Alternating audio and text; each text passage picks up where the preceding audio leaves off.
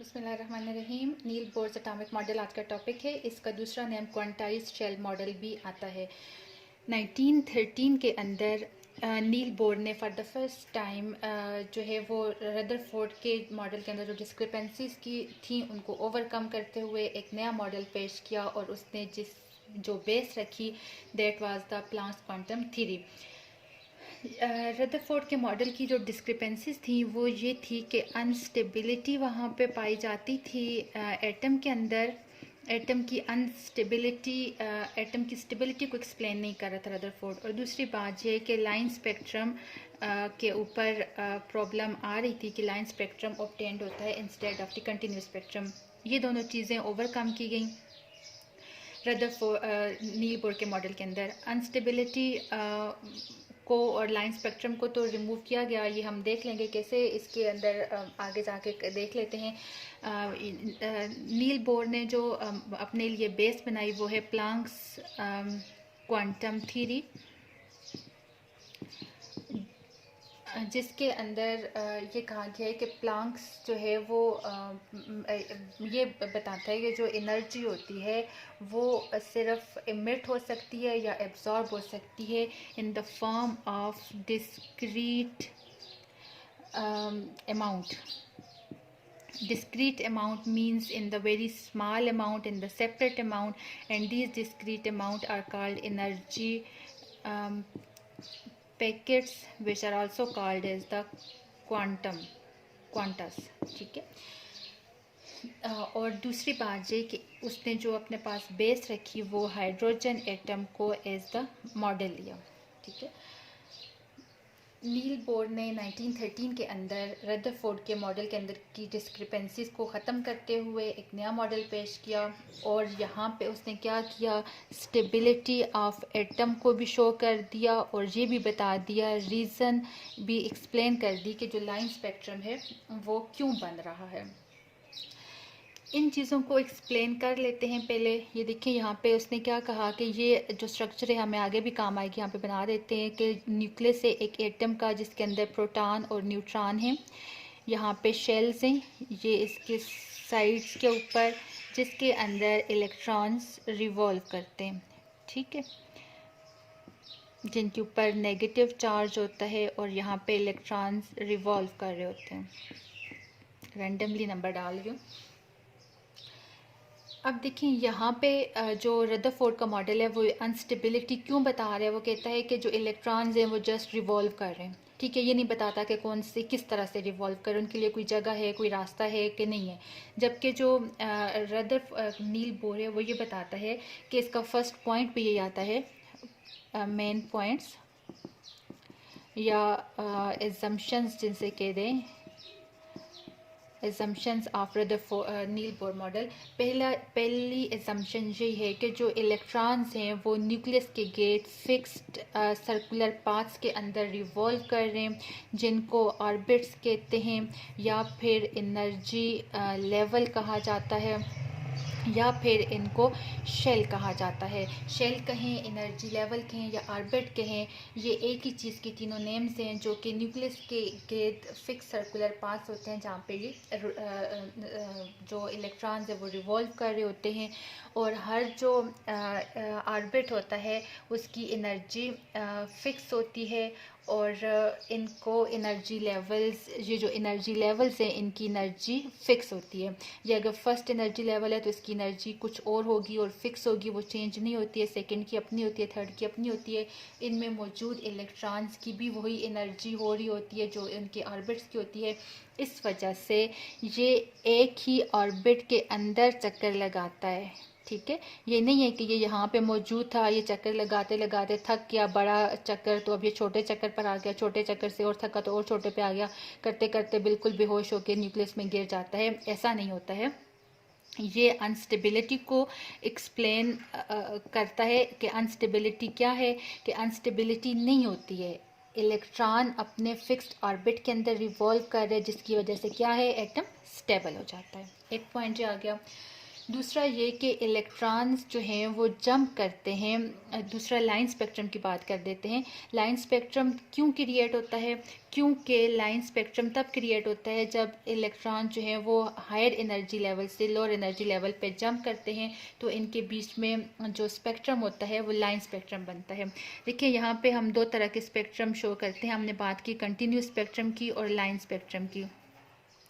जो line spectrum होता है उसके अंदर कुछ इस तरह की पार्टीशंस आ जाती हैं, जो ये देखिए बीच में इस तरह से थोड़ा थोड़ा गैप आ जाता है। जबकि जो कंटिन्यूस स्पेक्ट्रम होते हैं वो इस तरह का होता है, इसके अंदर कोई गैप नहीं होता है, कंटिन्यूस होता है। जब रदरफोर्ड के डिस्क्रिपेंसीज की बात की जाती है, तो वहाँ पे हम कहते हैं कि लाइन स्पेक्ट्रम असल में बन रहा है, जबकि रदरफोर्ड के मुताबिक कंटिन्यूस स्पेक्ट्रम बनना चाहिए था। कंटिन्यूस स्पेक्ट्रम क्यों नहीं बन रहा? क्योंकि इलेक्ट्रॉन्स हायर लेवल से जब लोअर लेवल पे जंप करते हैं तो एनर्जी जो है वो in the form of lines आती है, ब्रेक्स आते हैं उसके अंदर, वक्फे से होता है। इस वजह से जो स्पेक्ट्रम बनता है वो कंटिन्यूस नहीं होता बल्कि लाइन स्पेक्ट्रम बनता है। ये दोनों चीज़ें तो सॉल्व हो गई, ठीक है। मेन पास्टुलेट्स के ऊपर या एजम्पशंस के ऊपर जाते हैं तो हमें पता है कि इलेक्ट्रॉन जो है वो फिक्स सर्कुलर पाथ्स के अंदर रिवॉल्व करते हैं, जिनको ऑर्बिट्स एनर्जी लेवल या शेल्स कहा जाता है, और हर जो ऑर्बिट होते हैं उसकी एनर्जी फिक्स होती है। दूसरा पॉइंट ये होता है कि जो न्यूक्लियस है उससे जितना डिस्टेंस किसी ऑर्बिट का होता है उसके अकॉर्डिंग उसकी एनर्जी होती है। डिस्टेंस या रेडियस जिसे कह दिया जाए, ये रेडियस पे डिपेंड करती है या डिस्टेंस पे डिपेंड करती है एनर्जी। हम कह सकते हैं कि energy of the electron is proportional to the distance from the nucleus. Distance and energy they both are proportional, directly proportional, ठीक। एनर्जी और डिस्टेंस, जितना डिस्टेंस ज़्यादा होगा एनर्जी उतनी ज़्यादा होगी, जितना डिस्टेंस कम होगा उतनी एनर्जी कम होगी। मींस कि जो स्टार्ट वाला शेल है उसकी एनर्जी कम होगी, उससे ज़्यादा वाले की, दूर वाले की एनर्जी ज़्यादा होगी, उसके बाद में आने वाले की एनर्जी और ज़्यादा होगी, क्योंकि जितना जितना डिस्टेंस ज़्यादा होता जाता है, जितना रेडियस ज़्यादा होता जाता है, उतनी एनर्जी ज़्यादा होती जाती है। फिर हम अगर थर्ड पॉइंट की बात करें तो ये कहा जा सकता है कि जब तक एक इलेक्ट्रॉन अपने ही ऑर्बिट के अंदर रिवॉल्व करता है, ना तो वो एनर्जी ले रहा है ना वो दे रहा है। हम इस तरह से कह सकते हैं energy of N orbit is fixed.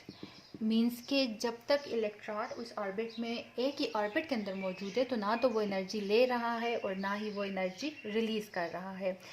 इसके बाद हम ये पॉइंट डिस्कस करते हैं कि जिसके अंदर हमने ये लाइन स्पेक्ट्रम की बात भी की कि जब इलेक्ट्रॉन लोअर एनर्जी लेवल से हायर एनर्जी लेवल पे जंप करता है तो एनर्जी को एब्जॉर्ब करता है, और हायर एनर्जी लेवल से लोअर के ऊपर आएगा तो एनर्जी को रिलीज़ करेगा, जिसकी वजह से क्या होता है कि हम यहाँ पे एक डिफरेंस ऑफ एनर्जी क्रिएट हो जाएगा। ये हमारे पास पहला, इसको नंबर दे दें, ये फर्स्ट शेल है, ये सेकंड शेल है, ये थर्ड शेल है, इसके बाद आने वाला फोर्थ होगा, फिफ्थ होगा।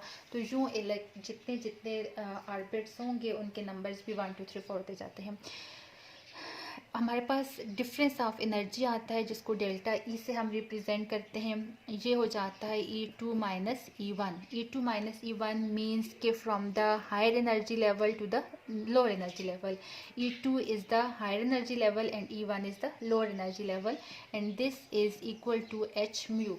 चूँकि हमने कहा कि जो नील बोर है उसने बेस ही क्वांटम थ्योरी को बनाया हुआ है, तो क्वांटम थ्योरी की बेस इसी तरह से आती है कि ये हमारे पास h म्यू जो है वो प्लांक्स कांस्टेंट आ जाता है। देखिए हम कहते हैं कि डिफरेंस ऑफ द एनर्जी किसकी इक्वल है? जब इलेक्ट्रॉन हायर एनर्जी लेवल से लोअर एनर्जी लेवल पे जंप कर रहा है, और ये एक कांस्टेंट वैल्यू की इक्वल हो जाता है जो कि प्लांक्स कांस्टेंट आता है। यहाँ पे हमारे पास जो h डेल्टा है, डेल ई है, this is the energy difference, this is difference of energy, ठीक है। E2 क्या है? This is higher energy level, higher energy level. E1 क्या है? Lower energy level. H क्या आता है? H is the Planck's constant, और लास्ट पे आ जाता है म्यू बच जाता है जो कि फ्रीक्वेंसी को जाहिर करता है। तो जो हमारे पास जो एक इलेक्ट्रॉन होता है वो जब लोअर एनर्जी से हायर, जब एक इलेक्ट्रॉन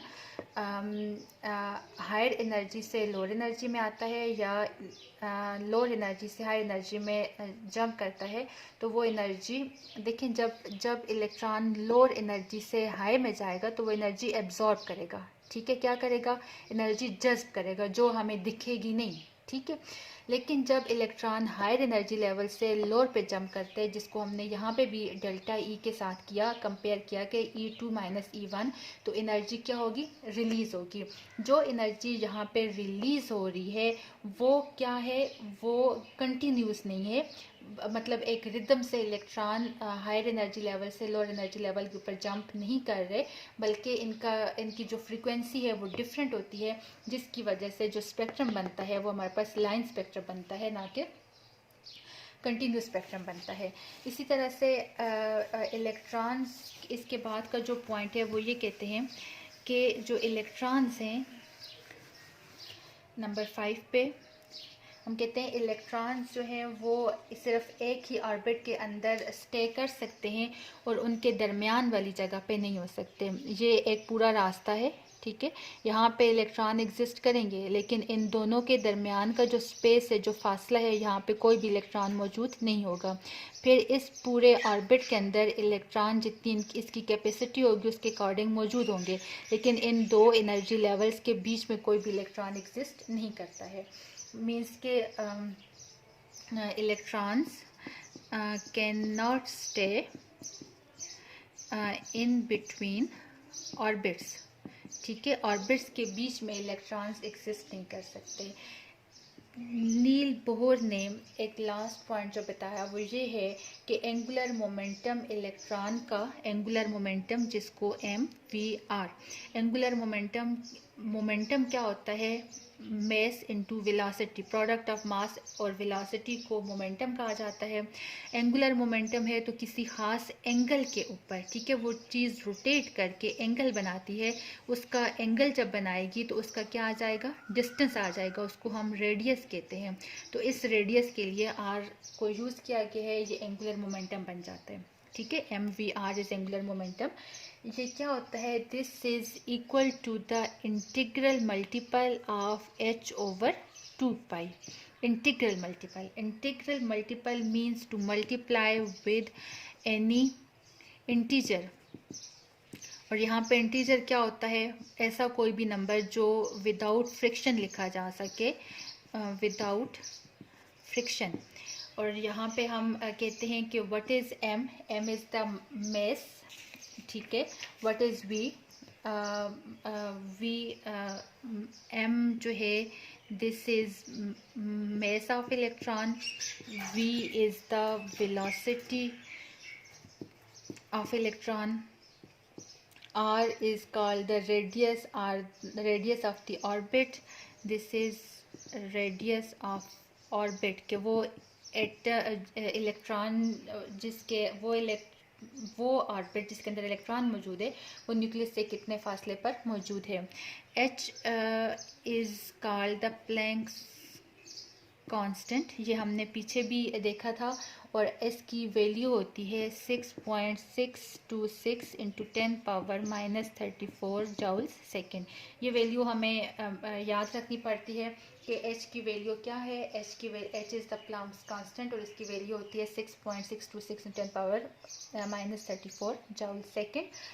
और यहाँ पे जो n है हमारे पास बच गया 2, तो हमें पता है कि ये कांस्टेंट चीज़ है, पाई की भी फिक्स्ड वैल्यू होती है, m को भी हमने कह दी this is mass, this is velocity, this is radius, this is Planck's constant, and n क्या आ जाता है, n is the any number of shell, जिसको हम कहेंगे 2, 3, 4, 5 एंड सो ऑन। तो यहाँ पे इलेक्ट्रॉन की जो एंगुलर मोमेंटम ऑफ इलेक्ट्रॉन होता है, मींस के इलेक्ट्रॉन जब मूव करता है उसका मास, उसकी वेलोसिटी मैटर कर रही होती हैं। जब वो कोई एंगल बना के जा रहा होता है तो वो किसके इक्वल होते हैं? वो हमेशा इंटीग्रल मल्टीपल होता है h/2 के। इंटीग्रल मल्टीपल के अंदर हम वो नंबर ऑफ दी शेल लिखते हैं जिसके अंदर से वो जंप कर रहा है, वो मूव कर रहा है, जहाँ पे वो एंगल बना रहा है, जहाँ पे वो एंगुलर मोमेंटम शो कर रहा होता है। तो यूँ जो नील बोर का मॉडल है वो रदरफोर्ड के मॉडल की एक तो डिस्क्रिपेंसीज को भी ख़त्म कर रहा है, दूसरा ये कि इंटरनल स्ट्रक्चर ऑफ एटम को बहुत डिटेल में एक्सप्लेन कर रहा है। इसी मॉडल से हमें ये भी पता चलता है कि जो एटम है उसके अंदर न्यूक्लियस मौजूद है, जिसके अंदर प्रोटॉन पॉजिटिव चार्ज के साथ, न्यूट्रॉन के ऊपर कोई चार्ज नहीं है। यहाँ पे एनर्जी लेवल्स, ऑर्बिट्स और शेल्स को इसने डिटेल में एक्सप्लेन किया है। तो ये हमारे पास फर्स्ट शेल है, ठीक है, जो न्यूक्लियस से करीब होता है, वो पहला शेल होता है। ये दूसरा शेल है जो न्यूक्लियस के बाद दूसरे नंबर पर आता है। This is called the third shell, then this is fourth shell. तो ये नंबर ऑफ शेल्स इस तरह से जाते हैं। ऐसा नहीं है कि हम यहाँ से नंबर 1 2 3 4 नहीं करते, बल्कि न्यूक्लियस के करीब तरीन वाले ऑर्बिट को नंबर 1, नंबर 2 देन ऑनवर्ड जाते हैं। ये जो पहला शेल होता है इसको के का नाम दिया जाता है, के शेल। दूसरा वाला एल होता है, then M, then N, KLMN। तो इनके अंदर नंबर ऑफ़ इलेक्ट्रॉन्स भी डिफरेंट एग्जिस्ट कर सकते हैं। मींस के नंबर ऑफ़ इलेक्ट्रॉन जो है वो नंबर डिफरेंट होते हैं। के अंदर 2 होते हैं, एल के अंदर फर्दर जो हैं वो 8 होते हैं, 18 होते हैं। यहाँ पे 2 इलेक्ट्रॉन्स आ सकते हैं, यहाँ पे 8 आ सकते हैं, 18 आते हैं, 32 आते हैं। तो नंबर ऑफ़ इलेक्ट्रॉन्स यहाँ पे डिफरेंट होता है, जो आगे हम इलेक्ट्रॉनिक कॉन्फ़िगरेशन के अंदर डिस्कस करने लगे हैं। तो ये हमारे पास क्या है? दिस इज़ न्यूक्लियस, जो कि डिटेल में किसने बताया? बोर के मॉडल से हमें पता चलता है। और यहाँ पे इसने जो चीज़ डिटेल में बताई है वो एनर्जी लेवल्स हैं, कि एनर्जी लेवल्स 2 हैं, 3 हैं, 4 हैं, जो भी आ रहे होते हैं।